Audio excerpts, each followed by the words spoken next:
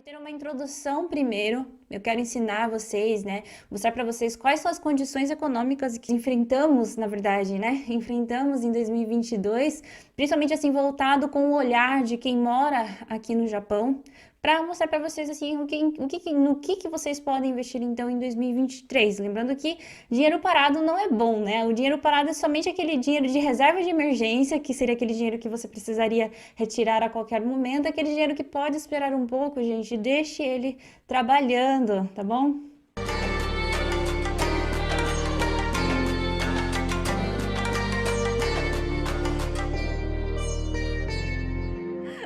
Mas para quem estiver assistindo depois, né, for assistir gravado, dê o like, gente, ajuda muito o canal, porque que sim, esse canal é um canal bem pequenininho e é um canal muito focado em quem mora no Japão. Considerando que nós temos 200 mil brasileiros no Japão, né, e já temos 20 e poucos mil aqui no canal, então 10% dos brasileiros já estão aqui, mas na verdade teria que ter 200, sabe? Porque educação financeira é essencial para nossa vida, para o nosso dia a dia, né? Nós vivemos num mundo onde precisamos de dinheiro. Afinal, quem está no Japão, a maioria, né, de vocês, eu acredito, o motivo é financeiro. E eu queria transmitir mais, né, conteúdos para mais pessoas, alcançar mais pessoas. E a ajuda de vocês dando um like, gente, é essencial. Que daí o YouTube entende que você... Porque o YouTube, ele é inteligente, vocês sabem, né? Eles sabem quem é você, onde você mora, da onde você está assistindo, então ele vai tentar entregar esse conteúdo para uma pessoa similar a você, uma pessoa que mora no Japão, então vai alcançar mais pessoas e você vai estar não só cooperando aqui com o canal, mas cooperando também com a nossa comunidade brasileira. Muito obrigada, você que ainda não é inscrito, se inscreva. E antes de só ir falando, né, que tipo de investimento que tem, que você pode fazer em 2023, eu gostaria de trazer um pouco, assim, o que a gente está vivenciando agora, né, o que a gente vivenciou nesse ano de 2022, para você compreender melhor também quais alternativas que existem, então, para você investir, qual que talvez seria mais apropriada para 2023 e o melhor, qual que é mais apropriada para você, independente de como que o mundo está, tá? Então vai ser meio que separado em duas aulas. Então, se você estiver assistindo gravado, ou você vai estar assistindo um vídeo antecipadamente, né? Então, lembre-se que tem duas partes aqui, tá bom? Primeiro, eu gostaria de falar, então, como que foi o ano de 2022, principalmente assim no olhar de quem está aqui no Japão, porque afinal, quem está no Japão lida com o quê? Com o iene, né? E como que o iene movimentou esse ano também, alguns talvez não entendeu, né? Não entendeu por que que o iene desvalorizou tanto, não entendeu também essa inflação que a gente enfrentou. Então eu gostaria de explicar um pouco, né, o que aconteceu nesse ano de 2022. Quem é, né, aluno, quem faz parte da comunidade Xuxincha Financeiro, vai falar, nossa, Clarice, você está falando isso de novo. Porque os alunos já acompanharam, né, ao longo do ano tudo isso que aconteceu. Mas aqui, né, então voltando assim, lembrando que eu estou fazendo esse vídeo ao público, né, a todos, não só dentro da comunidade, eu gostaria de explicar um pouco então, tá? Então, alunos, pensem que isso daqui é uma revisão, tá bom? Eu separei em três partes. Inflação, né? O que a gente viu esse ano, então? A gente viu inflação, nós vimos também queda na bolsa, não só na bolsa japonesa, mas né, do mundo inteiro.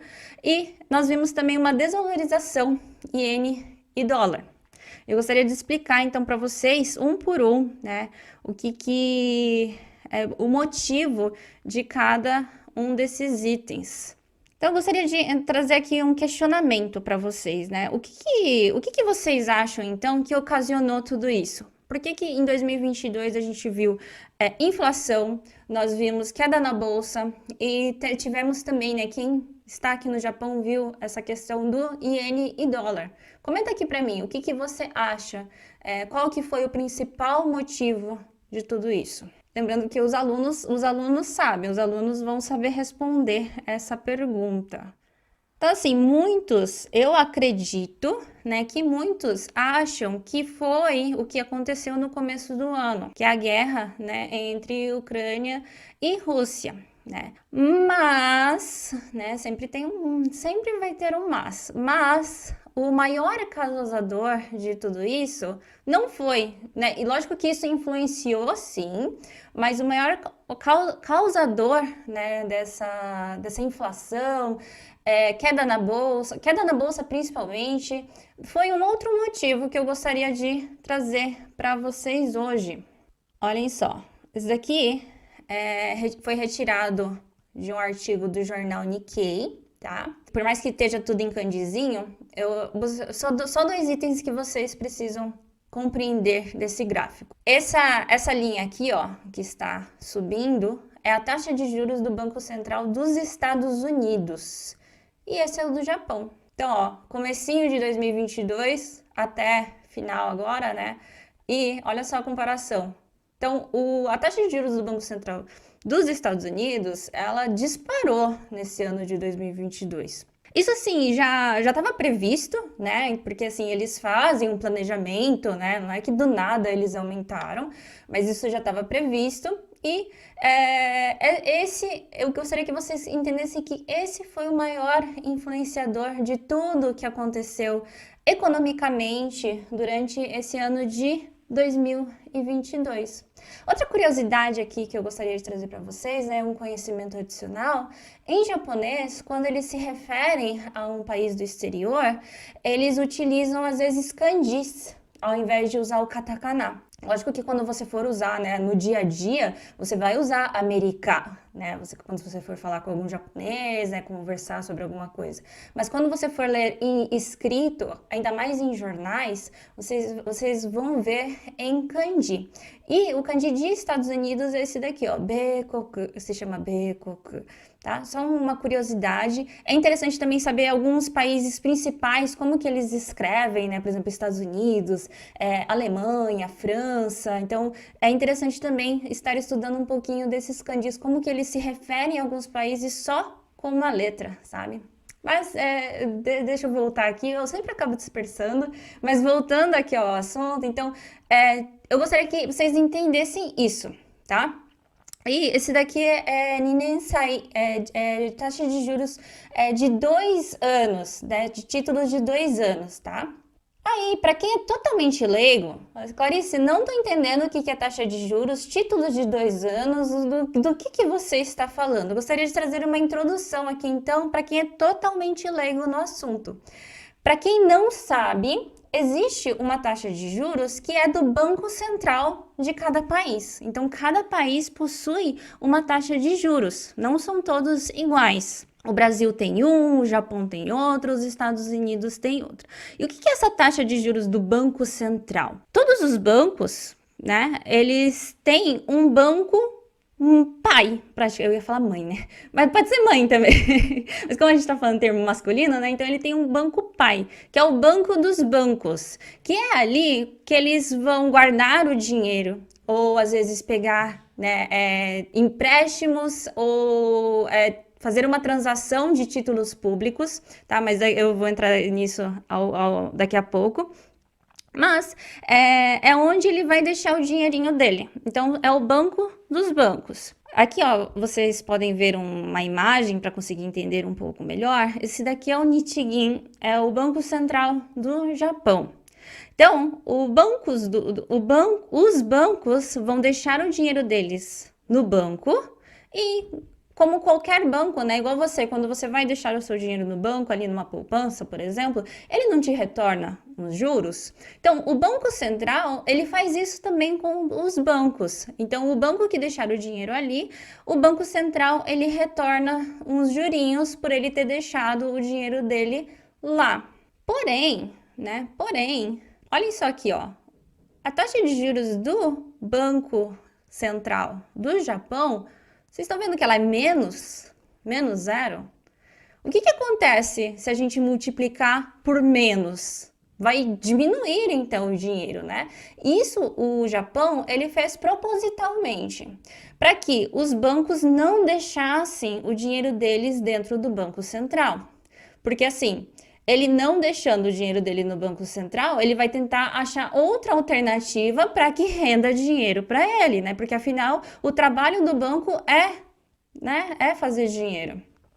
E quais que são as outras alternativas, então, para os bancos conseguirem ter mais dinheiro e não ficar no vermelho?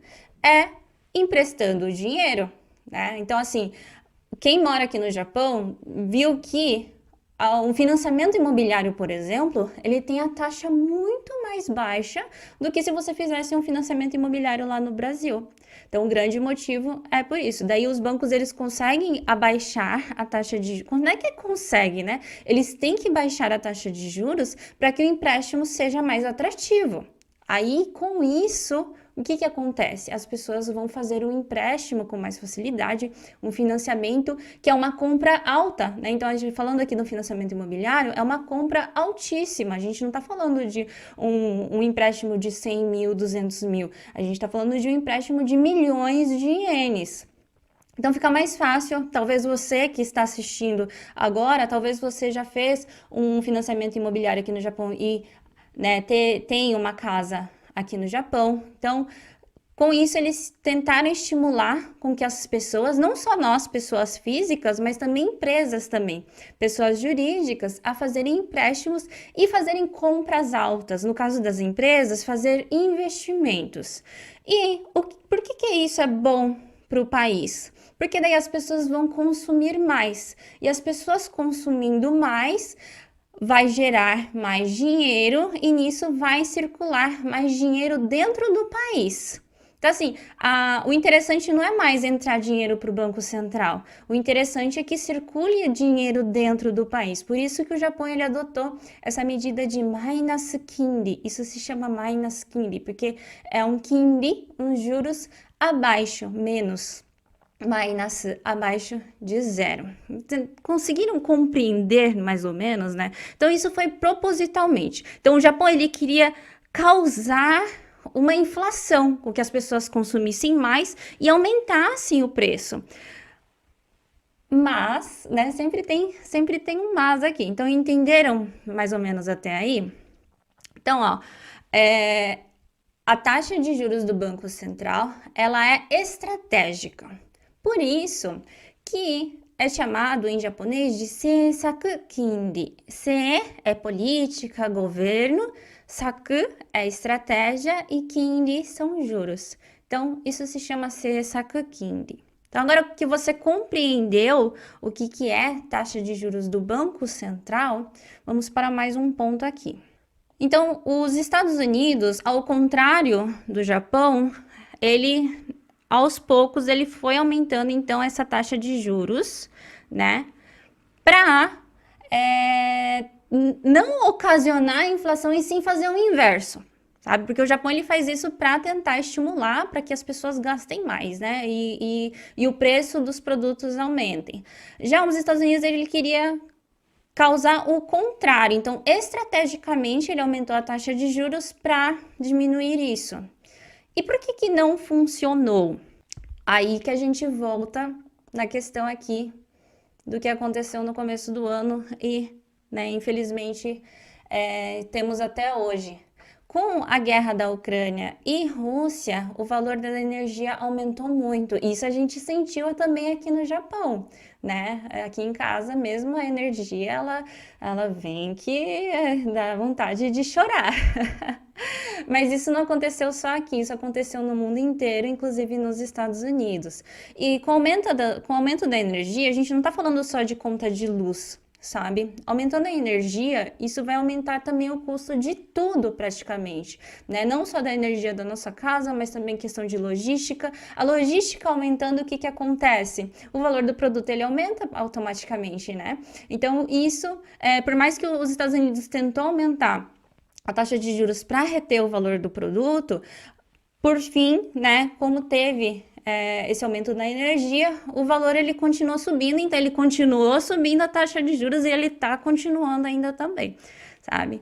E o que acontece então? Então, qual que é a relação disso com a bolsa? Aumentando a taxa de juros dos Estados Unidos, os títulos públicos, eles aumentam também o valor dos títulos públicos, porque ele está aumentando a taxa de juros, né? Então, e para quem não sabe, né, totalmente leigo, o que que são títulos públicos? É um empréstimo que o Banco Central faz, né, para que o governo, né, o Banco Central faz para os outros bancos ou até pessoas físicas também. Então, por exemplo, se você comprar um título público meu, eu te retorno o seu dinheiro daqui a alguns anos, daí lógico, daí tem por ano, né?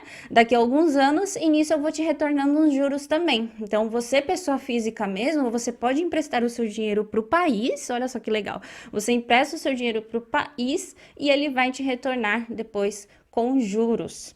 E aumentando a taxa de juros do Banco Central, aumenta também a taxa de juros desses títulos. Aumentando a taxa de juros dos títulos, então, até então, quem estava investindo na bolsa numa renda variável, ela vai conseguir investir numa renda fixa com os títulos, né? Com os títulos não, com os juros maiores do que ela conseguiria até então.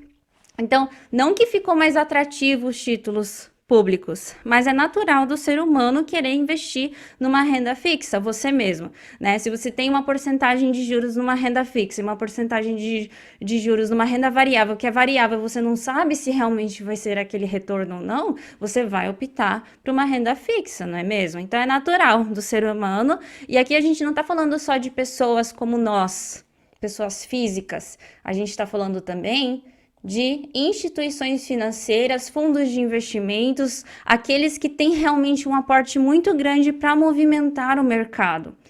Nisso, eles tiraram o dinheiro que eles tinham então na bolsa, numa renda variável, e colocaram nos títulos dos Estados Unidos, porque o valor está aumentando. O valor não, né? Os juros estão aumentando. E entendendo isso, olha só como uma coisa ela vai encaixando com a outra. Eu sou apaixonada por esse assunto por causa disso. Tudo se encaixa, sabe? Então, entendendo isso, você vai entender também a questão da desvalorização do iene em relação ao dólar. Então, automaticamente, aquelas pessoas que tinham, quando eu falo pessoas, eu tô me referindo também a pessoa jurídica, tá? A empresas, a instituições financeiras e fundos. Aquelas pessoas que até então tinham o dinheiro em iene, ficou mais atrativo investir em títulos públicos dos Estados Unidos. Então, o que ela vai fazer? Ela vai tirar o iene, quer dizer, vai trocar o iene para o dólar. E aqui é a lei da oferta e demanda, igual acontece na bolsa. Quanto mais pessoas vendendo, o valor cai, né? Então, esse foi o grande motivo desse ano, a gente ter visto o iene chegar até 151 iene o dólar. Agora deu uma estabilizada. Esses dias chegou a 130. Agora eu não chequei na parte da manhã, mas ontem estava 132. Mas o motivo, né, acho que foi lá pelo mês 9, mês 10, mais ou menos, de ter chegado a 151 ienes. Você que até então não estava entendendo nada do que estava acontecendo, agora você compreendeu. Então, entendendo tudo isso que aconteceu em 2022 e vendo que estamos voltando ao normal, né? Normal. Afinal, qual que é o normal, né? Mas, como eu acabei de comentar, né? O dólar iene, né? O iene já está a 130 e poucos ienes o dólar. A bolsa também, né? Ela deu uma chacoalhada esses dias, mas também estamos voltando ao crescimento. O que a gente pode fazer, então, em 2023?